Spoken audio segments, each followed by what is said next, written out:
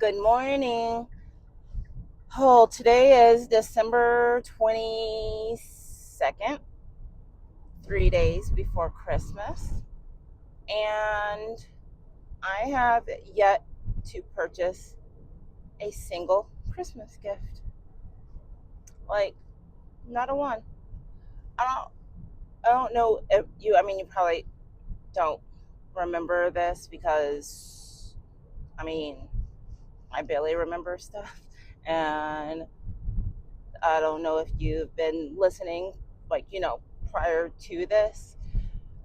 But I was saying a few days ago that a lot of times when I do things last minute, it's because I don't have the means to do it sooner. So, for example, this is our Christmas season. I have, we have been busier this season than we have any other Christmas season that we have done with, the company Kid Cakes. And we have made more money this time. However, we are also moving into a brick and mortar, and I've had several unfortunate things happen this fall. One of them being me destroying my vehicle. How did I do that? I'm gonna go with it wasn't my fault, even though I was the one who was driving, and I don't know how to make it not my fault, but I'm gonna figure out a way. So most people are like, "Well, the curb jumped out at me," because that's what happened. I hit a curb, uh, but it wasn't a baby curb. I didn't realize how big it was. So like most curbs are like, I don't know, 4 to 6 inches off the ground or whatever. This sucker was like 12 inches off the ground. So you would think that I would have seen it, but I didn't see it because it was in front of me. What happened was I was backing out so that I could pull back in, and I backed out just enough to go back in. But when I pulled in, you know how sometimes you use the curb as your stopping point? I don't know if people do that, but occasionally I do that if I can't see where the front is.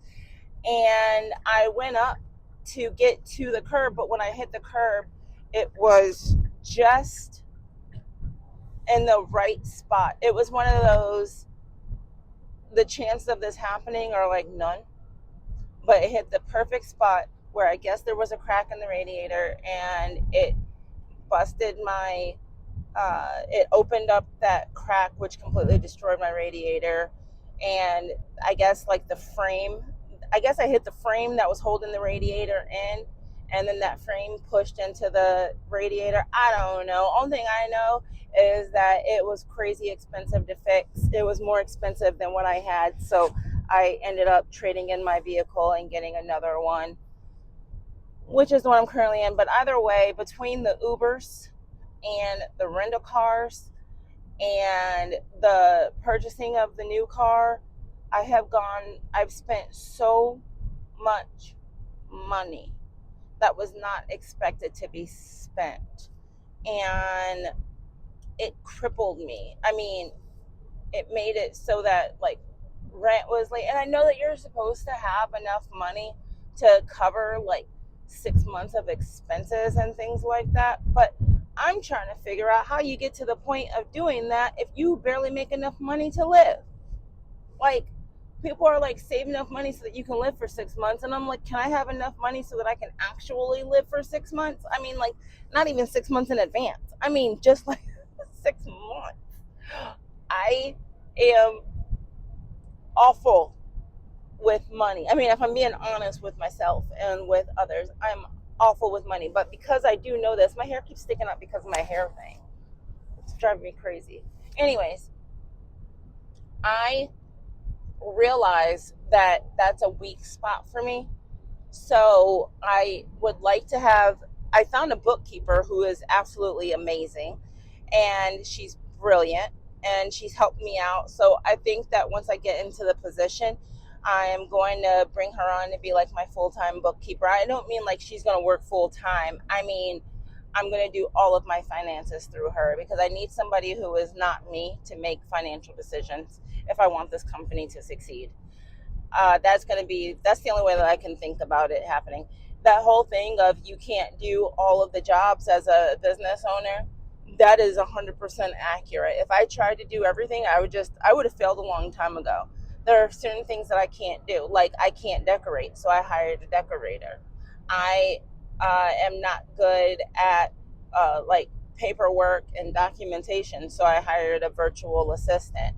I am not good at finances, so I need to hire a bookkeeper slash, I don't know, finance person to like take care of my finances. I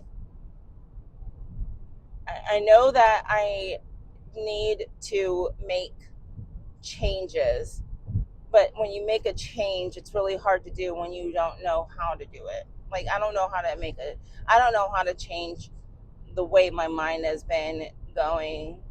Speaking of which, I have an appointment today that I didn't really pay attention to. I didn't notice. I forgot. It is for my psychiatrist. Okay, so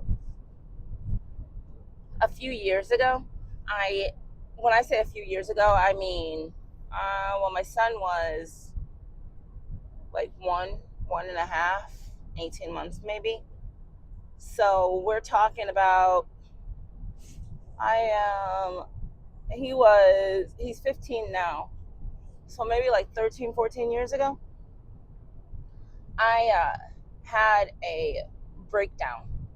And when I say I had a breakdown, I mean my friend showed up to my apartment and I was laying on the floor in the middle of my living room and I was just crying, like just crying. And she didn't know what to do. I didn't know what to do because the only thing I knew to do was to keep crying. And now this is after, well, no. So then at the time, my then husband, he was a truck driver. So he would leave all the time for like a long time. And then he would, of course, come back and then we would like live our lives. But this time I wasn't doing too well. And he came home and she told him what was going on and he didn't know what to do and I didn't know what to do. So we just kind of were like, okay, well, we'll keep an eye on her, blah, blah, blah. So then I ended up,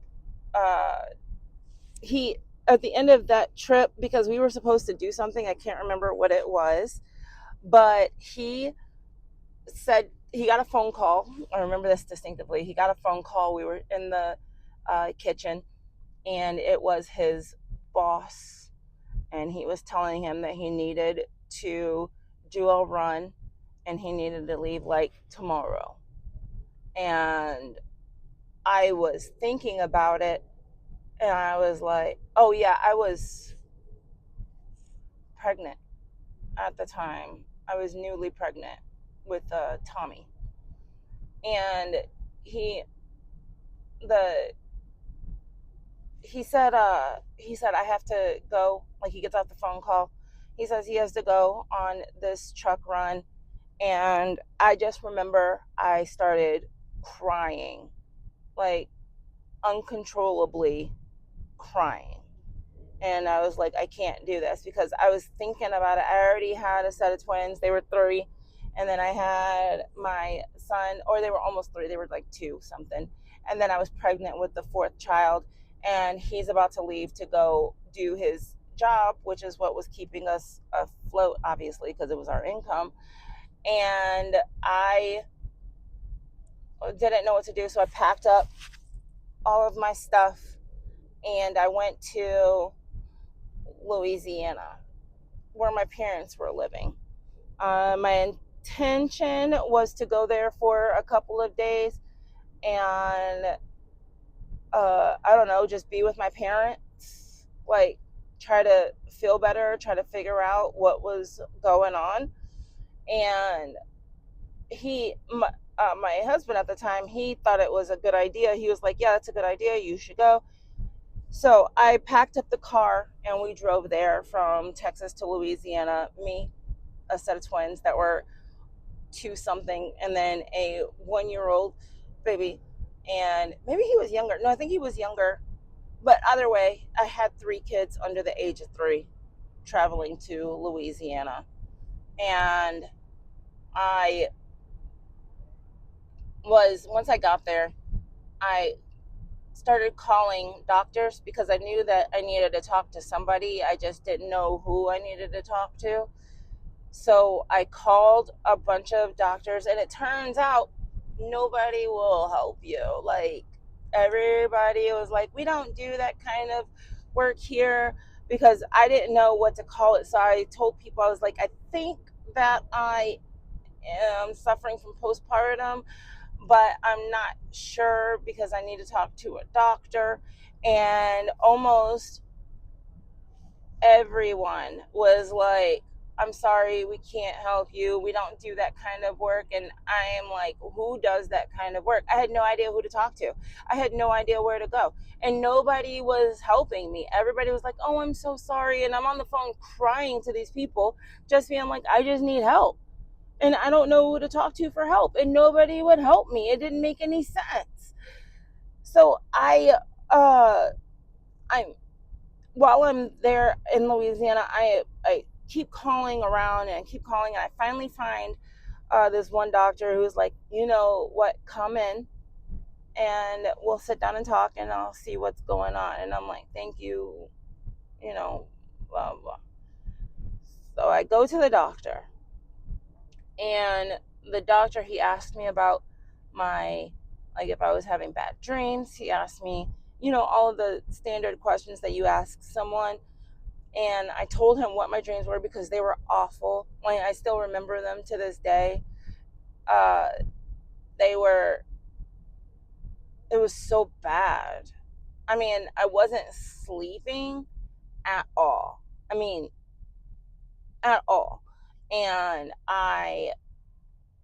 so the doctor says, we start getting into things, figured out that I hadn't had a full night's sleep in over a year because I wasn't able to sleep. And I don't mean like I wasn't able to fall asleep. I mean the restful, peaceful sleep that you typically get where you go into REM. I didn't get there. I did not sleep. I never slept. And looking at all of the information, we kind of came to the conclusion that it had been over a year since I had had a good night's sleep or a night's sleep. And he does some test on me, and he comes back and says, this is a couple days later, and says that I am suffering from severe postpartum depression, and it is significantly worsened by the lack of sleep. And it, so in layman's terms, I hadn't slept in so long that my brain stopped producing norepinephrine, dopamine, and serotonin. And if you know anything about those, you'll know that those are the things that make you feel good. They're the things that make you happy. I was no longer producing those on my own because my brain essentially broke. I was so relieved and so scared at the same time. I was relieved because we finally figured out what was going on with me. And when you figure out what's going on, then that increases the chance of you being able to fix it. But I was devastated because I didn't know if this meant that I was going to be on medication for the rest of my life, if I was going to be able to actually produce these things again, or I was afraid of the uncertainty of what my future looked like, because this is something that I'm dealing with that I didn't even know that I you know I didn't even know that I had it. Then he puts me on the first psych that I've ever been put on was Lexapro, and he put me on that because he said it should be able to help. He also gave me some sleeping pills, and he gave me Adderall. And I ended up being in Louisiana for a little over a month. It was almost 5 weeks, and by the end of that, I was a completely different person. I mean, I felt good. I was sleeping. I I was able to be a mother, whereas before I wasn't really. And I can say that because there was this one morning when the kids came in, the girls came in, because remember, they're old enough to walk around and do whatever. I was allowing them to eat potato chips for breakfast, and they were trying to make their own food, and I was just like just laying there because I couldn't function. And so I am at home now. I feel good, and I finally feel like my life is on track. I find a doctor here in Texas, which took a very long time. Turns out almost nobody takes insurance for psychiatry, which I feel like is a bunch of garbage. It's not. Why, if you know that somebody needs help with psychiatric needs, why would you not take insurance? Most people can't afford that. I couldn't afford it. I was paying 200. The first doctor that I found, she was incredible. She was absolutely amazing. She didn't take insurance, but most of them, again, like I said, didn't take insurance. It was $250 for my initial exam, and she was able to take the information from my Louisiana doctor, and we were able to continue on that path and go on from there. She helped me out a lot. I was with her for, I feel like, almost 2 years. And she uh, gave me, well, no, after that initial $250, I believe it was $175 each visit after that, in cash or credit, whatever.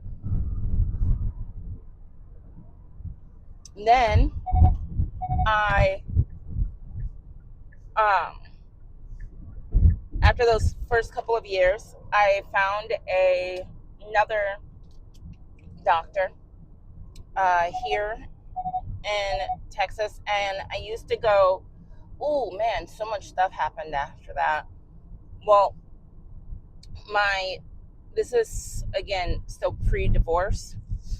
I am seeing the doctor on a pretty regular basis. I decided to go back to school.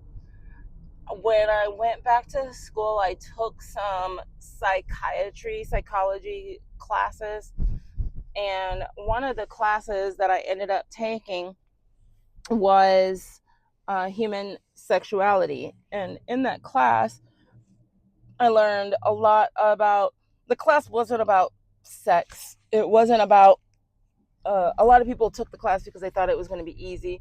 A lot of people took the class because they thought the professor was hot, which I'm not going to lie, she kind of is.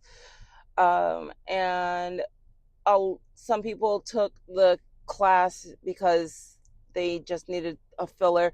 There was a bunch of reasons why a lot of different people took the classes, but only thing I know is that I took the class because it seemed interesting, and I was out in the hallway when the professor walked by and she said, "You should take this class," and I was like, okay. So then I took it.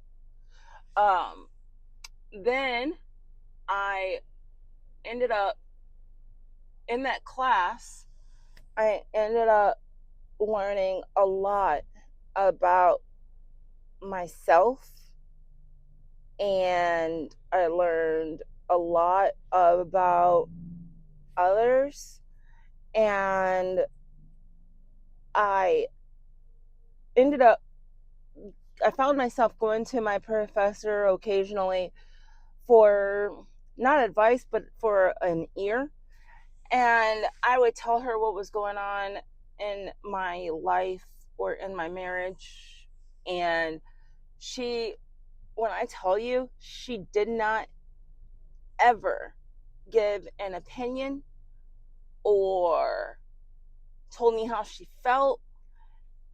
She never took a side. She just was there to listen and to be what I needed her to be, which was an ear. And it was great because I didn't know that I needed that. And she was another adult. Now, we're talking about me going back to school, back to college. I'm in class with a bunch of 18, 19-year-old little turds and who don't know how to take anything seriously or do anything, whatever. So I found myself talking to her quite often, and we became friends, actual legit friends. I mean, we're still friends to this day. In fact, I might have lunch with her today.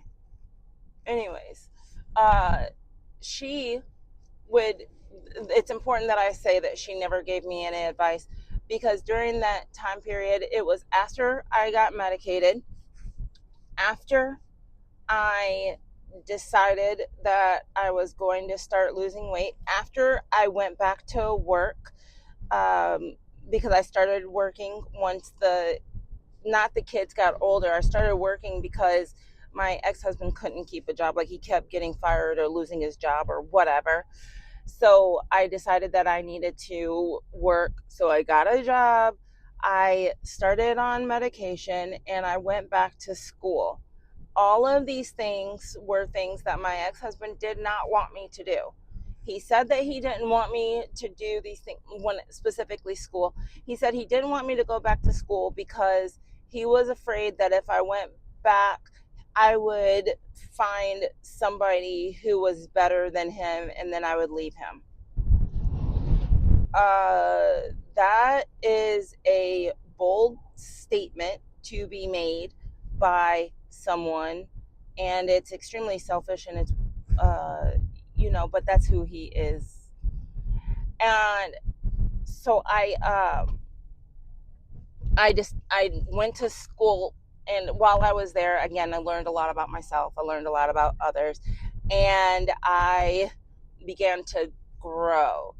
And in my growth, I realized I could no longer be married to the person that I was married to if I ever wanted to do anything or be anything in this world. And I told him that I wanted to make a change and I wanted him to come with me on this change, because if he didn't, I knew that it would be the end of us. And he very clearly, very blatantly told me that he wasn't going to take this leap with me and he wasn't going to make a change with me. So it took a couple more years after that, but we ended up getting a divorce. Looking back on it, on everything, I realized that I was, and I sometimes I say this joking around, but nobody knows that I'm actually being dead serious. I was diagnosed with uh, bipolar, but not like severe real bipolar. Bipolar is when you swing from one way to another way. We call myself, or I call myself, and my doctor calls me it, baby bipolar, which means that my moods do shift, but I'm very self-aware, and I am able to prevent a shift all the way over here and all the way over here. So I'm baby bipolar where I'm like, let's say this is the middle, I'll go right here or I'll go right here. But I never all the way, because I'll catch myself and I'll be like, oh crap, I've been taking my medicine in like a week. I have a problem with taking my medicine. It's a thing. I don't know what's wrong with me, uh, but I thinking back on everything, again, I say this joking around and I say it not joking around. I was in a relationship that was abusive mentally and emotionally. And I decided that I needed to make a change. And when I did make that change and I got medicated and all of that, I realized that I'm pretty positive that I married the person that I married because I was in a bipolar state and I was making poor decisions for my life. I knew that I shouldn't have gotten married. I knew that it was not good for me, and I did it anyway. So there's my story. I gotta go because my kids are about to get in the car, and so yeah. So